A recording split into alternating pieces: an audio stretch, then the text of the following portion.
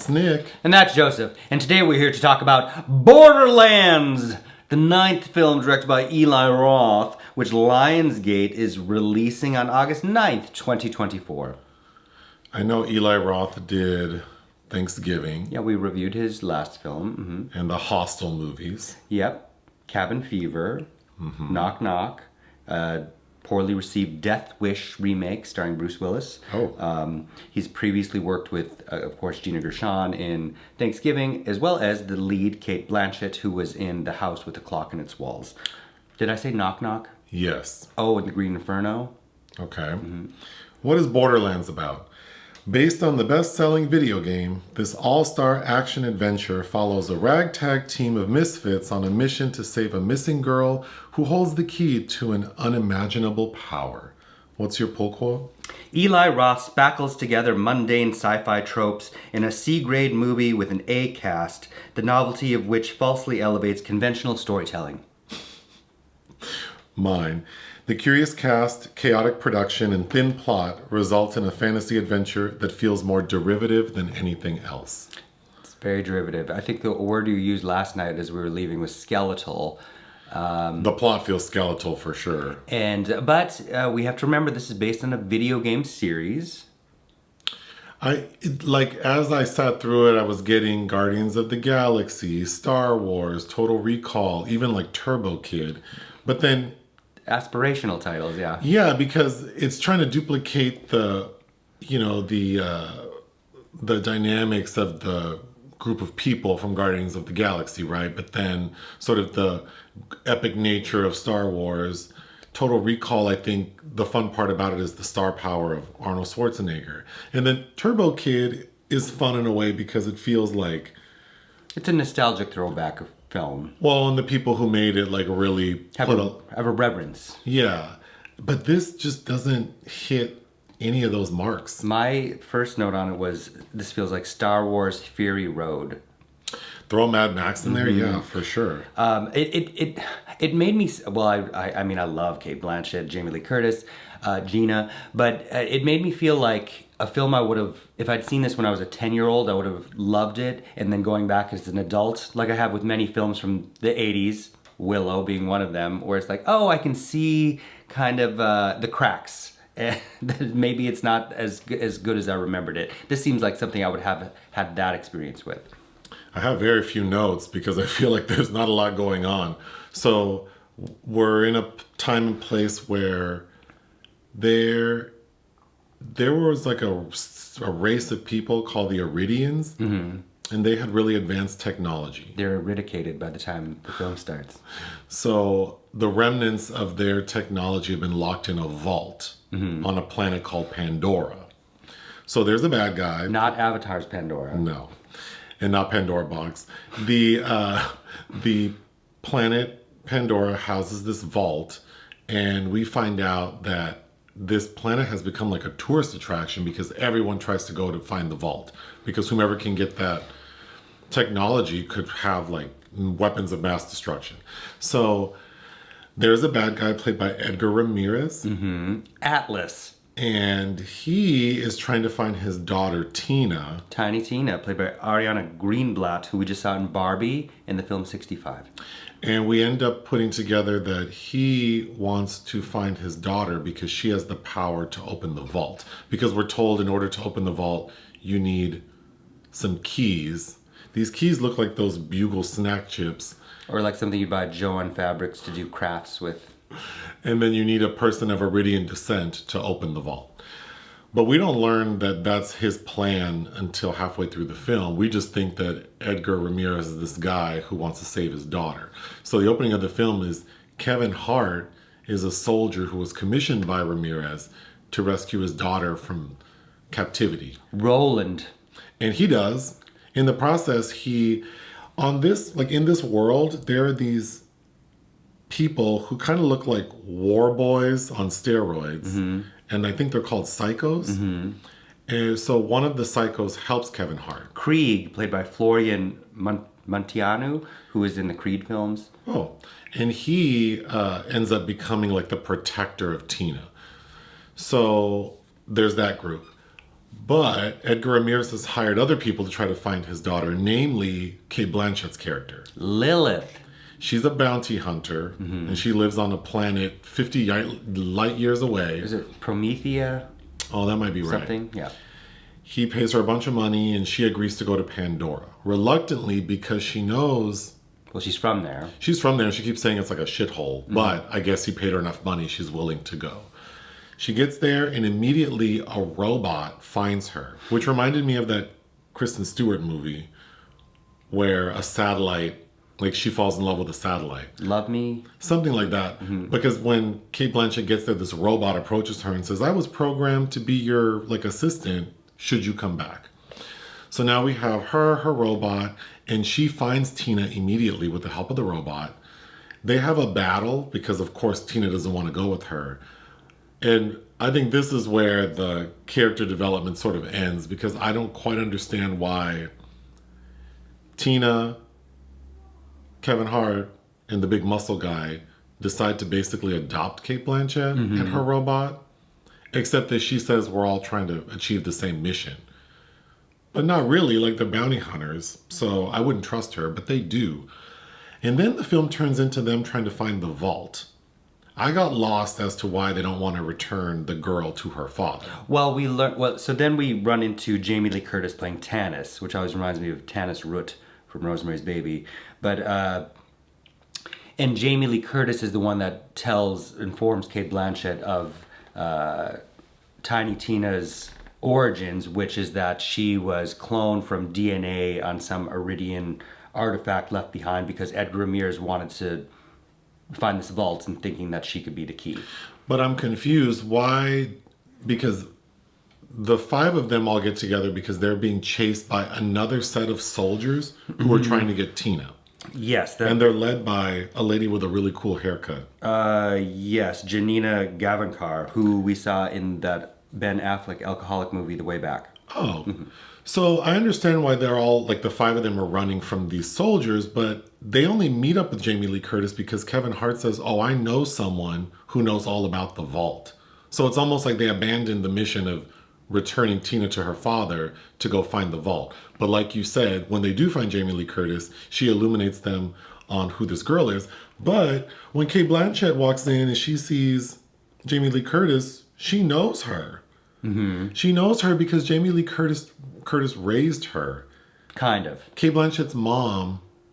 Who we see in flashbacks, played by Haley Bennett. Do I know her? The movie Swallow. She played that raggedy white woman in Till. Oh. She gave Cate Blanchett as a little girl, like an 8-year-old, to Jamie Lee Curtis to protect her because there was like a war happening.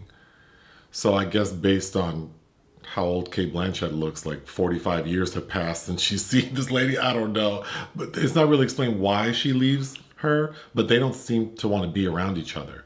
But then now the 6 of them are off to find the second key. They already have one key. They find the second key very easily. Oh, yeah. Which becomes a plot point at the end as to how they're able to find it so quickly. Yeah. But when they find the second key, that's when Jamie Lee Curtis realizes, oh, the third key is the girl. Like, because she's of Iridian descent, she'll be able to open the vault. They find the vault, and when they get there, the girl can't open it. Stomp as she tries on top of it. So then guess who the real prophet is? Or how would you call Cate Blanchett's character? I don't even understand. The Last Scion. Anyway, of course, it's Cate Blanchett who has the power to open the vault. Who becomes like a Jean Grey, like X-Men Phoenix. Yeah. We need to talk more about it. I'm so confused by it. But anyway, of course, once Cate Blanchett turns into the Phoenix, she destroys everything. Like all the bad guy soldiers, of course, kills Edgar Ramirez. And then the final scene of the film is all of the people of Pandora are celebrating. I don't know what they're celebrating. I'm assuming that Edgar Ramirez was like a tyrant on Pandora. He's not painted that way. So I don't know what they're shooting fireworks and dancing in the street. The end. The end, yes. And then we get Claptrap over the end credits. The post-credit scene is I didn't mention Cate Blanchett's robot's name is Claptrap, voiced by Jack Black. Who is Well, I love Cate Blanchett, but he's the best part of the movie. The character of Claptrap is the best part of the movie. Yeah. Yeah, I all I kept thinking through the entire movie is this plot feels so thin. It is, again, it's based on a video game, and I think especially by the climax, definitely feels like that when she's discovered her powers and then is able to give her whole crew like fiery protection. I haven't played video games since 1994, but I remember like The Legend of Zelda, like how when you would get to certain characters, they would tell you a little story. Mm-hmm. This movie feels like they took 4 of those little stories and made an entire movie off of it. Mm-hmm. So I guess I'm not familiar with this game, but maybe fans of the game will like it more. I think it will be lost on them, kind of the exquisite casting that this film has. Well, okay, so Cate Blanchett to me is like a phenomenal actor, and when I saw the poster, I knew nothing about this movie. I didn't know it was based on a video game. I assumed because of the interesting casting and the fact that it was Eli Roth, I thought it was going to be a horror film. Well, you didn't see The House with a Clock in Its Walls, which I think is a much better film, but also has a pretty good YA vibe because of its source material.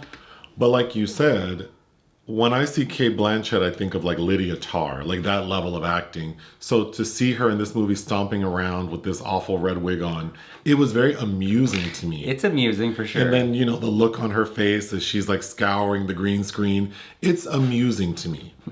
But I wonder if the core, like the kind of bros who play this video game or whomever, I don't know that they would, like you said, appreciate the magnitude of a Cate Blanchett in the movie. So then that seems odd. Kevin Hart has nothing to do. Roland, which is, I think, is that the lead character's name in the Dark Tower series? I haven't read those in forever. But yeah, he's nothing to do. The opening, when we first meet him, there's a joke made at his expense. Tiny Tina says, "Oh, my dad hired the shortest soldier to find me." And then that's it. Aside from that, he's just running around being chased. He does save the day in the middle of the film, like kind of sacrificing himself, but then he magically ends up in the end. He does look nice in his little beret. Yeah, but I mean, he's definitely not like for comedic effect in this movie. So then it kind of felt like, I don't know why we needed him. Well, he's not, again, there's no dimension at all. So it does feel, if you're going to have him and not give him an actual character to play, at least let him be funny kind of thing. I thought it was funny.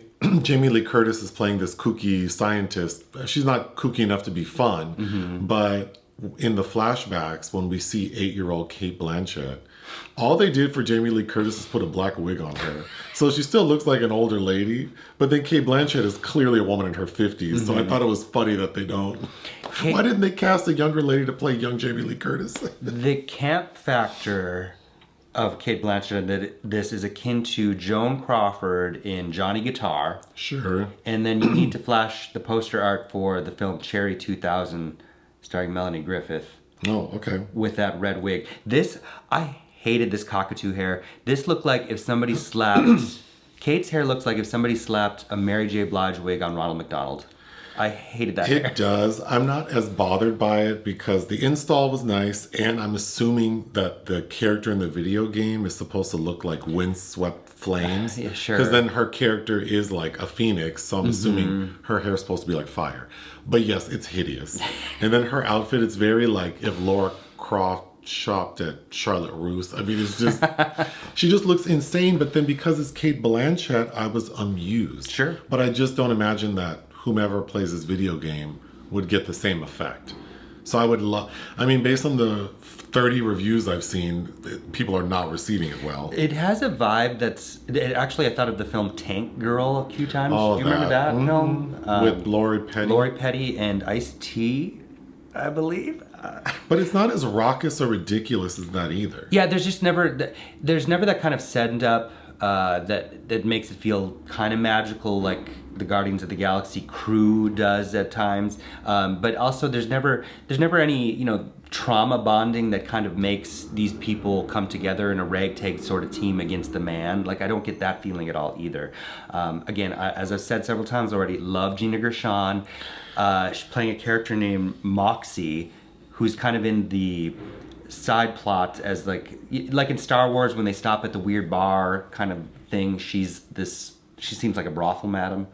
Okay, talking about, so another plot point I didn't understand is once we get to the point where Cate Blanchett's character realizes that she's the prophecy, the one to open the vault. The prophecy. Then we get flashbacks to Jamie Lee Curtis and her mother, Cate Blanchett's mother, and Gina Gershon, telling her how special she is, how she's the one, like alluding to the fact that she can do this. But then neither of them knew that she was that. So it just feels so, I mean, I guess it's just because they're not very well developed. But it just, I was kind of shocked. Like, oh, so are they supposed to... The way Cate Blanchett's character discovers that she's the one who can open the vault just seems so ridiculous to me. Like, out of the blue, she thinks she's the one. And then, I don't know if you mentioned this, but Tiny Tina is a clone. Mm-hmm. Yeah. So I feel like there's a lot happen. I don't know if this movie is an amalgamation of several of the video games, because I feel like every set of characters could have been their own story.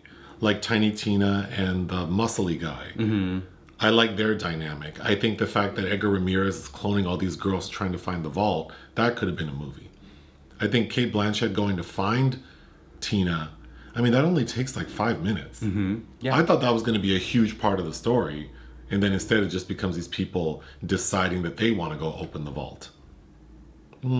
Yeah, again, I think it's just lacking in too many ways to remain of interest. However, I could predict something like this a couple decades from now having a kind of a cult following because of who's in it, and like a lot of films that I assume this is probably not going to do very well already, but which is kind of unfortunate because I would much rather see these seasoned actors be headlining everything, but that's just me. One of the funnier moments with Claptrap is the robot ends up kind of sacrificing himself and gets shot up, but of course doesn't die, and absorbs all the bullets and sheds his skin so he looks good as new. But then there's a point where he has to shit out all the bullets. I thought that was funny. But my final note is, by the end, I forgot what was in the vault. Mm-hmm. Because we get a bunch of narration, not unlike Star Wars in the beginning of the film. So I had forgotten that, in the vault is this technology that someone could use to create very dangerous things. And I feel like that is a deficit of the script. Yes. I totally forgot what we were even looking for. And then we're celebrating the defeat of what? Or are they celebrating the opening of the vault? I don't even understand what this vault means to the people of Pandora. Well, even just like Star Wars, there's a hologram message within Claptrap from her mother, Haley That's Bennett. right. Like, I don't know, it just all feels like we see... I don't know. Yeah. Nothing new. What would you give Borderlands? I think 2.5 is being extra super nice. I agree. I'll give it 2.5 out of 5 to say it's okay. I could see people being very disappointed in the film. But unfortunately, if you like any of these people, I mean, this is... I think it's worth seeing for that at least. For that alone. Join us on Patreon and listen to our podcast. Bye.